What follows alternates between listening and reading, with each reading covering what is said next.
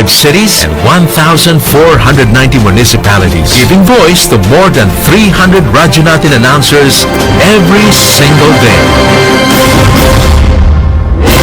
DXTC 95.9 Radyo Natin FM of Manila Broadcasting Company, MBC Media Group is a proud member of the KBP, Kapisanan ng mga Broadcaster ng Pilipinas, in partnership with the Cotabato Institute of Technology, Foundation Incorporated, KIXPI. Ito ang News Radio Hot Balita.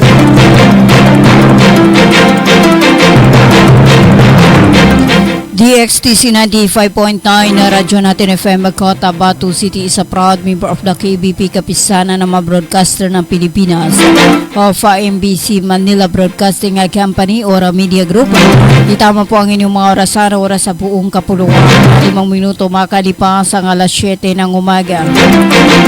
Magandang umaga, Central Mindanao. Welcome aboard sa Hot Balita alas 7. Ngayon ay araw ng Miyerkules, ika-4 sa buwan ng Pebrero 2026 at ika-16 sa buwan ng Shaaban 1447 sa Islamic Isra Calendar. Sa ngalan po ng aming butihing station manager, sa aming admin officer, sa aming news head at sa aming mga media technician, ito po ang inyong makakasama sa loob ng 30 minuto. Radyo Natin Caroline Abbas. 7 minuto makalipas ang alas 7 ng umaga at ang oras na inatid sa inyo ng Cotabato Institute of Technology Foundation Incorporated at ng Al Rais Coca-Cola Ventures Corporation na sa pamahala ni Manager Abidin E. Ali at ng Green Pharmacy para sa mga preskong gamot. Hanapin lamang ang Green Pharmacy na makikita sa tapat lamang ng People's Palace in Suat Avenue, Cotabato City. At also atid sa inyo ng Ministry of Labor and Employment, Molly Barm, sa pamahala ni Minister Dato Muslimin G. Sema or Bapamos. 8 minuto makalipas ang alas 7 ng umaga at bago natin dakuan ang ating mga balita, alamin muna natin ang lagay ng panahon ngayong araw ng Miyerkules.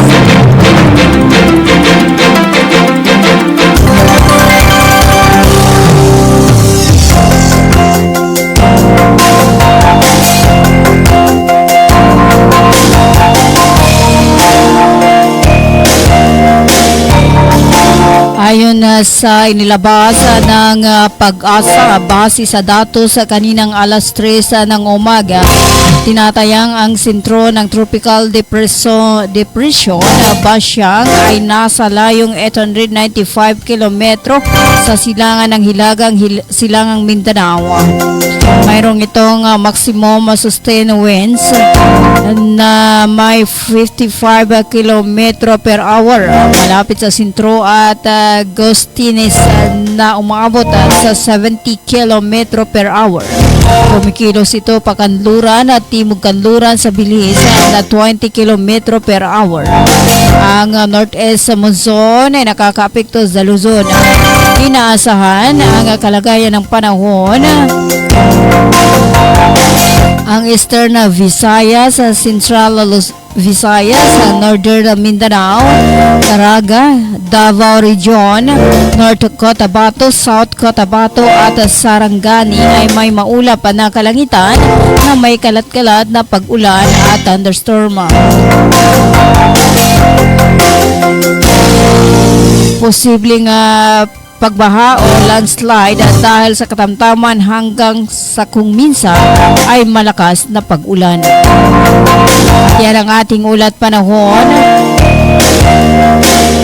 mula sa Pag-asa at ang ating ulat panahon ay inihatid sa inyo ng MOST Bar sa pamahala ni Minister MP Bailing Ismantawin at sa buong suporta ni Barm Chief Minister Abdul Rauf Makakuha. Katuwang ang radyo natin na laging handa, maging alerto mga kabang sa muro.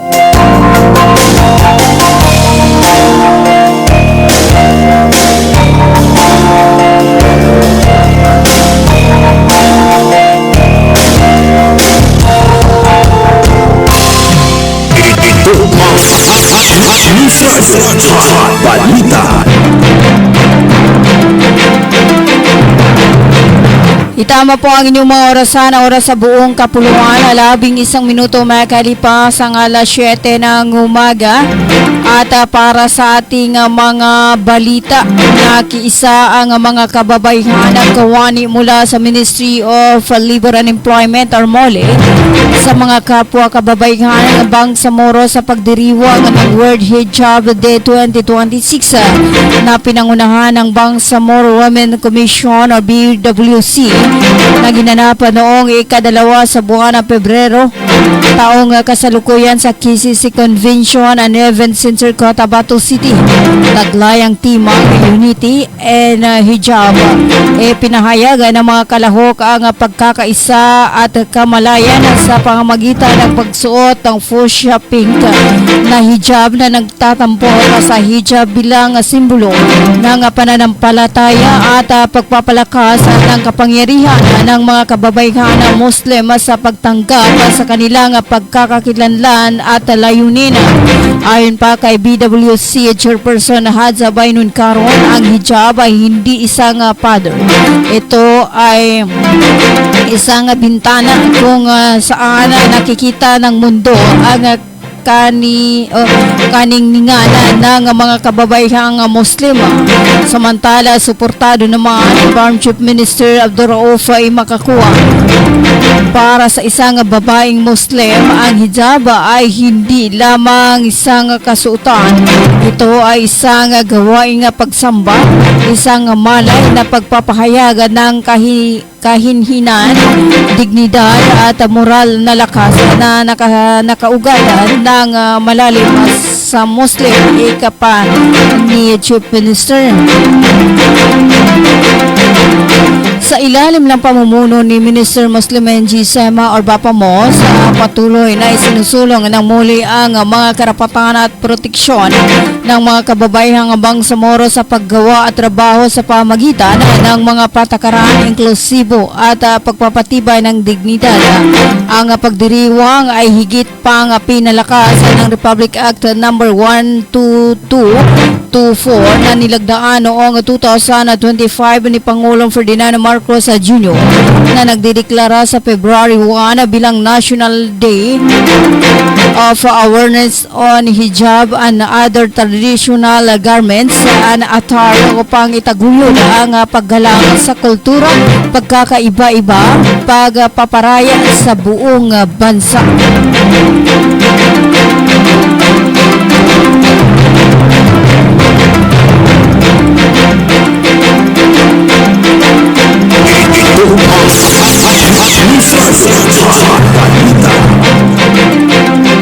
Labing 4 minuto makalipas ang alas 7 ng umaga. Para sa iba pa nating mga balita, matagumpay na naisagawa ang seremonya ng groundbreaking para sa bagong gusali ng sangguniang panlunsod na itatayo sa likod ng People's Palace RH10 sa lungsod noong February 1, 2026. Binibigyang diin ng kaganapan ang matibay na pagkakaisa at pagtutulungan sa pagitan ng sangay ng ehekutibo at legislatura ng pamahalaang panlungsod na pinamumunuan ni City Mayor Muhammad Ali Bruce Matabalaw, na kilala bilang mayor para sa lahat at ng ika-18 sangguniang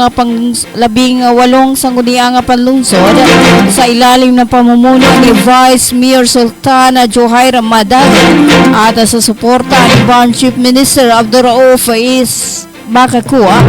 Inaasahang magsisilbing pangunahing sentro ng pamamahala para sa Cotabato City ang bagong gusali ng SP, kung saan matatagpuan ang mga tanggapan ng mga konsihal ng lungsod at iba pang ahensya ng gobyerno. Kapag natapos na, inaasahang mapapahusay ng pasilidad ang paghahatid ng mga serbisyong publiko at higit pang mapapabilis ang paglago at pag-unlad pag-unlad ng lungsod. Sinabi ng mga opisyal na ng lungsod na ang makasaysayang proyekto ay nagpapakita ng pagkakaisa, dedikasyon at matibay na pangako ng pamahalaang panlungsod ng Cotabato na magbibigay ng mahusay, tumutugon at serbisyong nakasintro sa tao sa mga nasasakupan nito. 16 na minuto makalipas ang alas 7 ng umaga.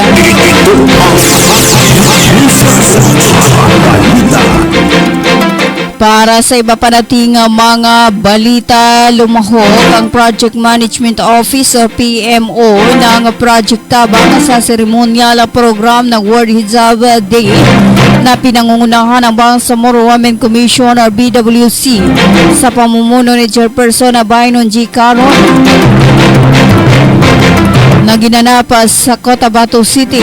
Dumalo rin sa aktibidad si Bangsamoro Chief Minister Abdurrauf Sami Gambar Makakuan na muling nagpahayag ng suporta ng pamahalaang Bangsamoro sa pagpapalakas ng kababayhan, pangangalaga ng kultural na entidad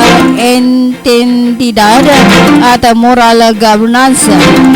Isinagawa ang pagdiriwang sa ilalim ng Timag Unity and Hijab na nagbibigay diin na ang hijab ay hindi lamang simbolo ng pagdiriwang sa isang araw, kundi isang araw-araw na pagpapahayag ng pananampalataya at debosyon. Pinakita rin ang dignidad, lakas ng loob at kumpiyansa ng mga kabataang Muslim sa pamayanan ng Bangsamoro. 17 minuto makalipas ang alas 7 ng umaga. Tayo po ay magbabalik after this paid short commercial.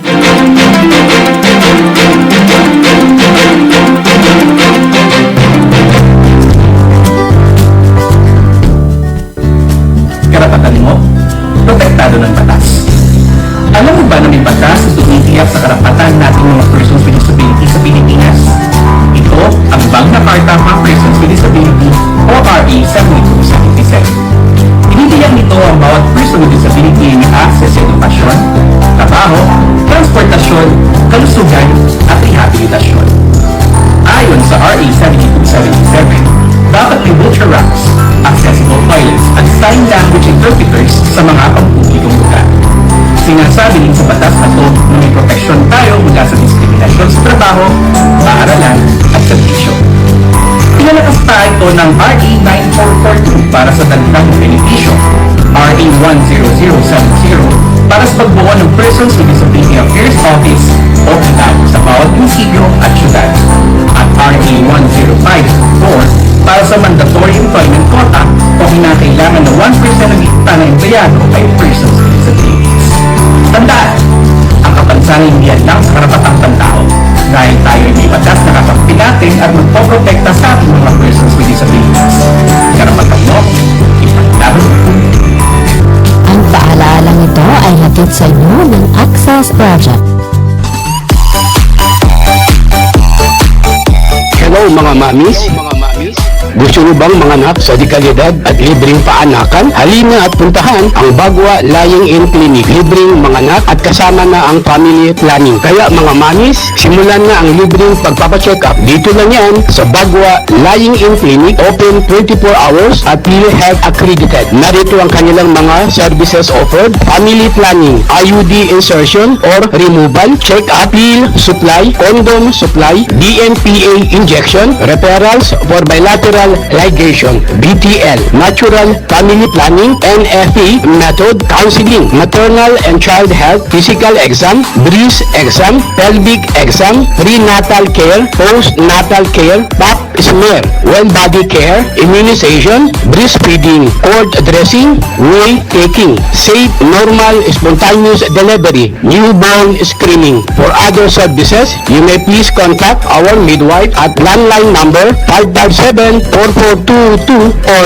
a cellphone number 0917-531-6697. Para sa mga karagdagang katanungan, pwede kayong bumisita anumang oras sa Bagwa Lying-in Clinic at hanapin lamang ang kanilang clinic manager. Ang Bagwa Lying-in Clinic ay matatagpuan sa Quimpo, Bagwa 2, Cotabato City. Owned and managed by Madam Fe Camano Mandi. Tandaan mga mamis, Bagwa Lying-in Clinic.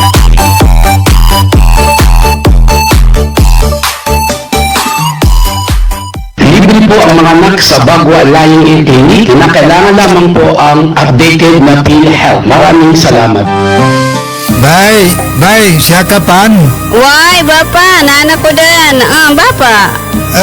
Bagi ko sa walay na nakinog ko aral hindi balita yanin man na pagsikap sa mata na narinyang ko ged kasaki na bahal suka pangingili ko di ako pagkabate sa Quran kadi ko kere sa mapya natiyog ko na makilay ko pon sa mga laga ang mga manisan. Ano natabuan, Bapa? Kaadin magkatawang ko. Nang bapatalunong ka na mapiyay ka-check-upin. Kumpleto sila sa mga gamit sa ka-check-up sa mata. Surlang Eye Care Clinic. Matunong kayo ito, Bapa. Pagkatawan ka rin dawalalan. Maya ba sa pagkabitya tanan na mapakaya daon kasaki kabawangan ko naman. Luka buanga sa second floor Sardonyx Plaza. Balaka na Gutierrez Avenue. Sinsuat Avenue, Cotabato City. Ana inshallah nanalmo ko na magudasukal nalmo ko kando makele ko pa.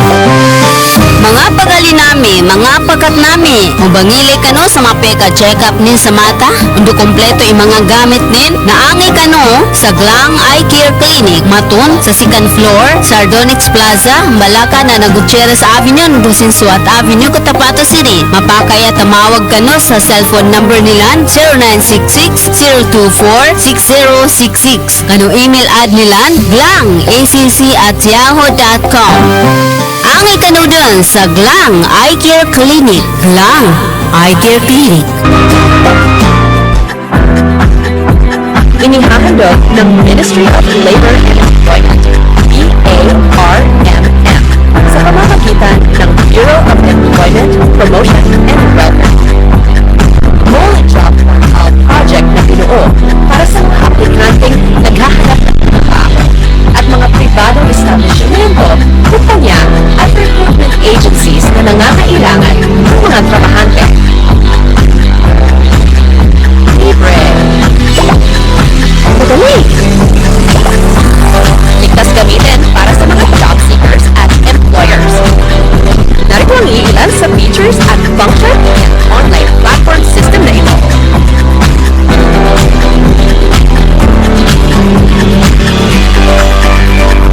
O di kaya'y bisitahin lamang ang website na ito.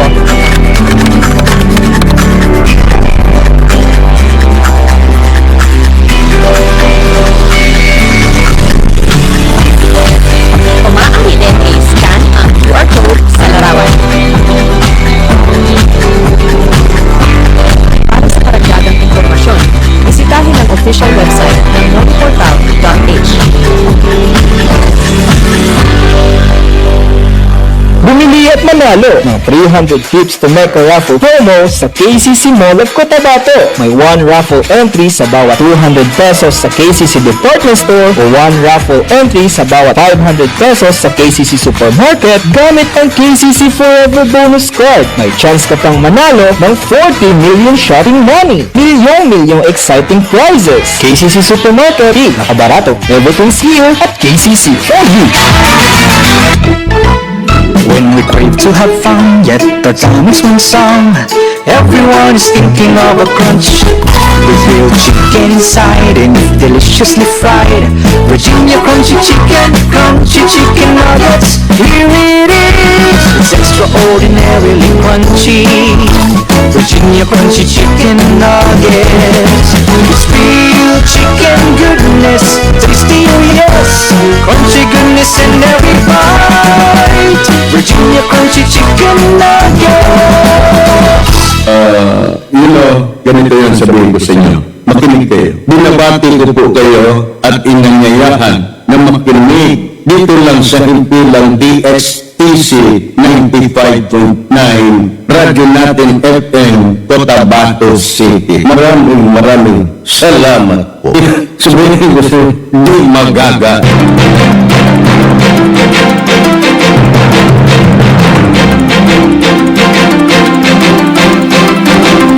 Itama po ang inyong mga orasan, oras sa buong kapulungan na 25 minuto makalipas ang alas 7 ng umaga. Kayo pa rin ay patuloy na nakikinig sa 95.9 na Radyo Natin FM Cotabato City.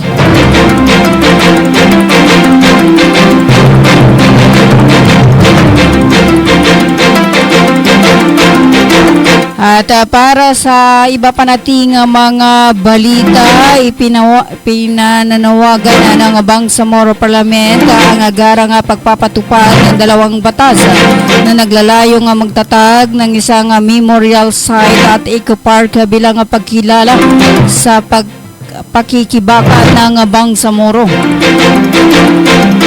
Sa isinagawang oversight hearing noong February 3 taong kasalukuyan na nakipagpulong ang Committee on Trade, Investment and Tourism o CTIT sa mga kaugnay na ministry at ahensya upang talakayin ng plano sa pagpapaunlad ng mga nasabing lugar alinsunod sa Bangsamoro Autonomy Act number 60 at number 61. Binibigyang diin ng mga mambabatas ang kahalagahan ng agarang pagsisimula ng mga proyekto upang mapangalagaan ang kasaysayan ng rehiyon, parangalan ang mga bayani ng Bangsamoro at maisulong ang turismo. Ayon pa kay CTIT Chair Abdullah Hasim, magsasagawa ang committee ng mga regular na pagpupulong upang masubaybayan ang progreso at matiyag ang agarang pagpapatupad ng dalawang batas. Sa ilalim ng baan number 60, diniklara bilang protektado ng makasaysayang poong ang himlayan ng yumaong Sheikh Salamat Hasim, tagapagtatag at dating chairperson ng Moro Islamic Liberation Front or MILF, at ng yumaong Abdul Aziz Mimbantas, dating MILF Vice Chair para sa Military Affairs. Samantala, itinatag ng baan number 61 ang isang memorial marker at eco park sa Camp Abubakar sa Barira, Maguindanao del Norte bilang pagpupugay sa mga syuhada o martyr ng pakikibaka ng Bangsamoro. Naglahad ng kanilang plano para sa disenyo at pagpapaunlad ng mga proyekto ang mga kinatawan mula sa Ministry of Trade, Investment and Tourism or MTIT, Ministry of Public Works o MPW, Ministry of Environment and Natural Resources and Energy or MENRE, at Ministry of Finance, Budget and Management or MFBW, kasama ang Bangsamoro Commission for the Preservation of Cultural Heritage at Darul Eftah. 29 na minuto makalipas ang alas 7 ng umaga. Sa pamagitan ng suporta ni Barm Chief Minister Abdul Rauf Makakuha, ang Ministry of Science and Technology or MOST sa ilalim na pamumuno ni Minister Bailing Mantawil at pinangasiwaan ng Science and Technology Services Division ng Ministry sa pinamumunuan ni Chief Munawara Abdul Badi ay nagmarka ng isang mahalagang hakbang sa pagdadala ng inobasyon sa mga komunidad ng Bangsamoro sa pamagitan ng paglilipat ng isang bagong renovation sa pasilidad ng produksyon at mga pinahusay na kagamitan para sa kalamansi juice processing sa First Excellent Agri-Farmers Marketing Cooperative sa Dato Abdullah Sangki, Maguindanao del Sur. Ang ribbon cutting at formal na paggawa ng mga kagamitan sa pagproseso ay nagpapahiwatig ng isang transformative na sandali para sa kalamansi juice processing na kumakatawan sa modernisasyon at inobasyon sa mga pamaraan na produksyon ng maaaring humantong sa paglago ng ekonomiya para sa Bangsamoro sa pamagitan ng pagtaas ng dami at kalidad ng produksyon. Binibigyang diin ng Minister Mantawil ang kahalagahan ng pagtitiyak na naabot ng inobasyon ang bawat sulok na rehiyon ng Bangsamoro. Idiniin niya na ang pantay na pag-aksis sa mahalagang serbisyo ay karapatan ng bawat mamamayan ng Bangsamoro. Anuman ang mga hadlang sa geografiya ay kaya binibigyang diin ang isang pangako na walang komunidad na maiiwan. Dumalo rin sa kaganapan sa Provincial Director ng Maguindanao del Sur, Police Colonel Sultan Salman H. Sapa at nagpahayag ng kanyang suporta sa pamagitan ng pagbibigay diin sa kahalagahan ng proyekto sa pagpapaganap sa mga miyembro ng komunidad na mapanatili ang kanilang kabuhayan habang sabay na nagtataguyod ng isang ligtas at mapayapang kapaligiran sa pamagitan ng paglilipat ng teknolohiya nito. Patuloy na nagbibigay ang MOST ng mga intervensyon sa teknolohiya na idisenyo upang pahusahin ang kanilang produkto habang pinapahusay ang mga kapasidad at sinusuportahan ang kanilang mga inisyatibo sa kabuhayan. 32 minuto makalipas ang alas 7 ng umaga.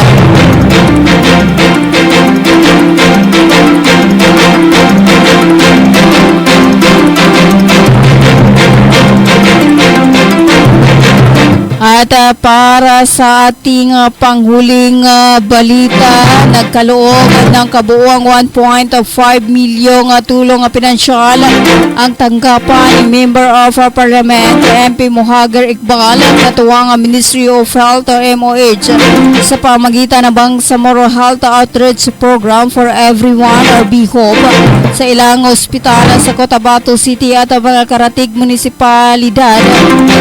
Kamakailan, layunin ng nasabing tulong na mapalakas ang kakayahan ng mga ospital sa pagbibigay ng dekalidad na serbisyong pangkalusugan sa mga komunidad na kanilang pinaglilingkuran sa Bangsamoro Region. Tumanggap ng pinakamalaking bahagi na 500,000 ang Dato Blas Sinsuat District Hospital sa UP Maguindanao, samantala tig 250,000 naman ang ay pinagkaloob sa Notre Dame Hospital, Bangsamoro Doctors Hospital at Cotabato Regional and Medical Center na pawang matatagpuan sa Cotabato City. Gayon din sa Cotabato Sanitarium and General Hospital sa Sultan Kudarat, Maguindanao del Norte. Ayon pa sa mga opisyal, pinatutunayan ng inisyatibong ito ang patuloy na malasakit at pagtutulungan ng tanggapan ni MP Iqbal at ng MOH sa pagpapalakas sa sistema ng kalusugan, lalo na sa mga lugar na nangangailangan ng agarang suporta sa serbisyong medikal. Inaasahang makakatulong ang pondong ito sa pagtugon sa mga pangangailangan ng mga ospital at sa mas mahusay na pangangalaga sa mga pasyente upang mas mapalapit ang serbisyong pangkalusugan sa mga mamayan ng Bangsamoro.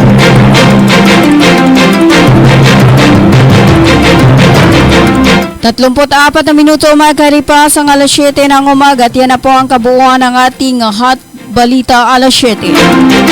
Ngayon ay araw ng Merkules, ika-4 sa buwan ng Pebrero 2026 at ika-16 sa buwan ng Shaaban 1447 sa Islamic Isra Calendar. At bago tayo magpaalam, halo po kay Omo Otay Minigampong. Assalamualaikum ma'am, good morning po. At watching from Bagua 2, Cotabato City. Yan ito po kay Ma'am Omo Otaymin Gampong. At hello to Wahida Akan Mamalapan. Good morning everyone. Hello sa iyo madam. At hello to Simbayada. My ate ma'am, good morning. Watching from Takurong City. And happy advance anniversary to radyo natin 95.9. Watching from Takurong City. Sukran ate ma'am and good morning. Bless you. Ayan, hello po dyan at maraming salamat po. At hello to Condilon sa Linuge na Kundal. Good morning 95.9 FM Cotabato City. Pa-shout out kami pan langon dito sa Budiga. Ang Sheikh Sinor, si Sawad, si Cons, siya sa Poblacion 4, Cotabato City. Hello po dyan sa may Poblacion 4. Isang magandang umaga po sa inyong lahat. 35 minuto magalipas ang alas 7 ng umaga at yan na po ang kabuuan ng ating Hot Balita alas 7. Maraming salamat po sa pagsama sa akin sa looban ng sobrang 30 minuto. Hanggang sa muli sa ganito ring oras sa Timpila, 95.9 na radyo natin FM Cotabato City. Sa ngalan po ng aming buting station manager, sa aming admin officer, sa aming news head, at sa aming mga media technician, ako po ang inyong nakasama, radyo natin Carolina Aba sa magandang umaga Central Mindanao, tuloy-tuloy sa pagbabalita, tuloy-tuloy sa serbisyo, sama-sama tayo Pilipino at sama-sama tayo Bangsamoro. Magtaka